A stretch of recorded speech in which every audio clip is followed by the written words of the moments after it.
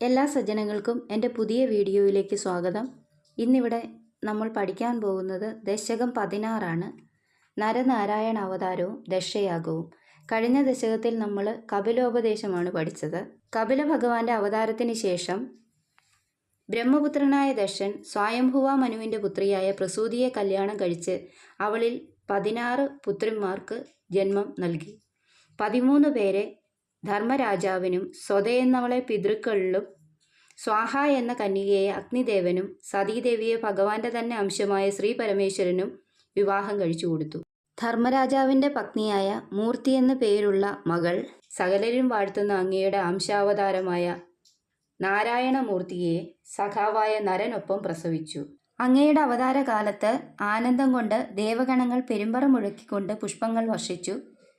1000 സംവത്സരകാലത്തെ തപസ്സുകൊണ്ടും യുദ്ധം കൊണ്ടും മാത്രം ഛേദിക്കപ്പെടാവുന്ന കവചങ്ങളാൽ ചുറ്റപ്പെട്ട സഹസ്ര കവചൻ എന്ന അസുരനെ ഈ നരനാരായണന്മാർ കാലക്രമേണ സ്വായത്തമാക്കിയ തപസ്സിൻ്റെ ശക്തി കൊണ്ട് കേവലം ഒരു കവചം മാത്രമാക്കി വധിച്ചു കളഞ്ഞു.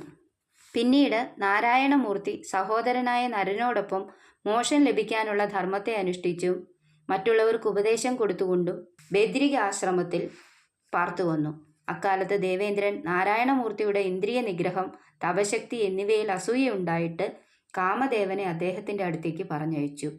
വസന്തൻ, മലയാനിലൻ എന്നീ ബന്ധുക്കളോടുകൂടിയ കാമദേവൻ അപ്സര സുന്ദരികളുടെ കടാക്ഷങ്ങളാകുന്ന ബാണങ്ങളെ കൊണ്ട് വീണ്ടും വീണ്ടും എയ്തിട്ടും ഭഗവാനിൽ യാതൊരു മാറ്റവുമില്ലാത്തവനായി കണ്ടിട്ട് ഭയപ്പെട്ടു. അപ്പോൾ അദ്ദേഹം ഇങ്ങനെ അരുളി ചെയ്തു: ഹേ മന്മഥ, വസന്ത, അപ്സര സ്ത്രീകളെ നിങ്ങൾക്ക് ഭയം മതി. ഇവിടെ എൻ്റെ മനസ്സിനെ തന്നെ അനുവർത്തിക്കുവിൻ എന്ന് പറഞ്ഞുകൊണ്ട് ചുറ്റും സ്തുതിക്കുന്ന പരിചാരകരായ സുന്ദരിമാരെ കാണിച്ചു കൊടുത്തു. ഭഗവാനെ മോഹിപ്പിക്കുവാനായി ഒരുമിച്ച് കൂടിയ കാമദേവൻ മുതലായവർ ഭഗവാന്റെ ദാസിമാരുടെ അംഗസൗരഭ്യം കൊണ്ട് മോഹിതരായി. ശേഷം ഭഗവാൻ സ്വർലോകവാസികളായ എല്ലാവരുടെയും ഗർവത്തെ ശമിപ്പിക്കുന്നവളായ ഉർവശി എന്ന അപ്സരസിനെ അവർക്ക് നൽകി. ലജ്ജയോടുകൂടി അവർ അവളെ സ്വീകരിക്കുകയും ചെയ്തു. ഉർവശിയെ കണ്ടിട്ടും ഭഗവാന്റെ വിവരങ്ങൾ അറിഞ്ഞിട്ടും ദേവേന്ദ്രൻ ഭഗവാന്റെ മഹിമയെപ്പറ്റിയുള്ള വിചാരം കൊണ്ട് വ്യാകുല ചിത്തനായി തീർന്നു. ഇപ്രകാരം ശാന്തനും മനോമോഹനനുമായ അവതാരത്തോടു കൂടിയ നാരായണമൂർത്തിയായ ഭഗവാനേക്കാൾ മേന്മയുള്ള കൃഷ്ണനായതും അങ്ങ് തന്നെയാണല്ലോ എന്ന് മേൽപ്പത്തൂർ പറയുന്നു.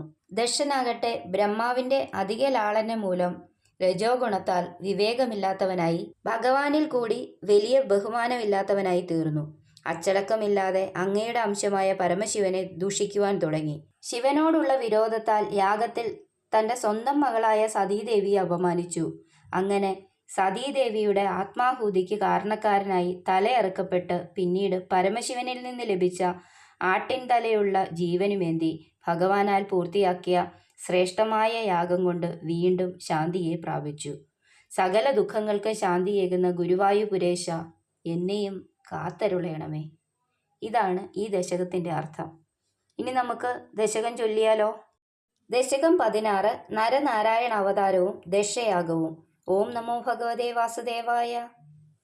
ദക്ഷോ വിരിഞ്ചതനയോദ മനോസ്തനൂജ ലബ്ധ്വാ പ്രസീദിമിഹ ഷോഡശ ചാപകന്യാ ധർമ്മേ ത്രയോദശ ദദോ പ്രതിർഷു സ്വധാം ച സ്വാഹാഹവിർഭുജി സതീം ഗിരിശേ ത്വദംശേ മൂർത്തിർഹി ധർമ്മഗൃഹണീ സുഷുവേ ഭവന്തം നാരായണം നരസഖം മഹിതാനുഭാവം യജ്ജന്മനി പ്രമുദിതാകൃതതൂര്യഘോഷ പുഷ്പോത്കരാൻ പ്രവവൃഷുർനുനുവുസുരൗഖ ദൈത്യം സഹസ്രകവചം കവചൈപരീതം സാഹസ്രവത്സര തപസ്സമരാഭിലവ്യേ പര്യായ നിർമ്മിത തപസ്സമരൗ ഭവന്തോ ശിഷ്ടൈകകങ്കടമമും ന്യഹതാം സലീലം അന്വാചരന്നുപദിശന്നഭിമോഷധർമ്മം ത്വം ഭ്രാതൃമാൻ ബദരികാശ്രമമദ്യവാത്സി ശക്രോദദേശമതപോബല നിസ്സഹാത്മാ ദിവ്യാംഗന പരിവൃതം പ്രജിഘായമാരം കാമോ വസന്തമലയാനില ബന്ധുശാലീ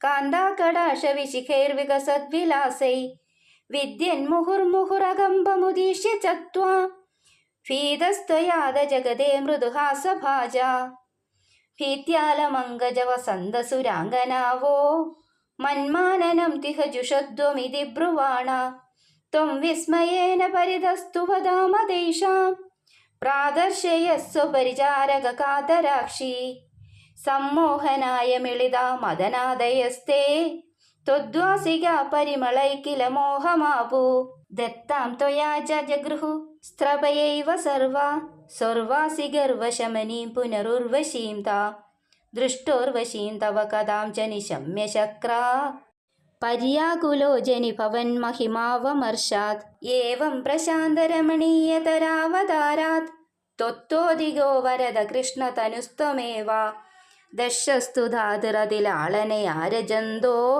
ജ്ഞാത്യാധൃതസ്ത്വയി ച കഷ്ടമശാന്തിരാസീത് യേന വ്യരുന്ധസഭവത്തനുമേവ ശർവം യജ്ഞേ ച വൈര്യപിശുനെ സ്വസുതാം വ്യമാനീത് ക്രുദ്ധേശമർദ്ദിതമഖസ്സതു കൃത്തശീർഷോ ദേവപ്രസാദിതഹരാദലബ്ധജീവ ത്വത്പ്രൂരിതക്രതുവരഃപുനരാപശാന്തിം സത്വം പ്രശാന്തികര പാഹി മരുത്പുരേശ. ശ്രീഹരിയേ നമ. ശ്രീ ഗുരുവായൂരപ്പ ശരണം. വീഡിയോ ഇഷ്ടമായ ലൈക്ക് ചെയ്യാൻ മറക്കരുതേ. അടുത്ത വീഡിയോ ഉടനെ തന്നെ അപ്ലോഡ് ചെയ്യുന്നതായിരിക്കും.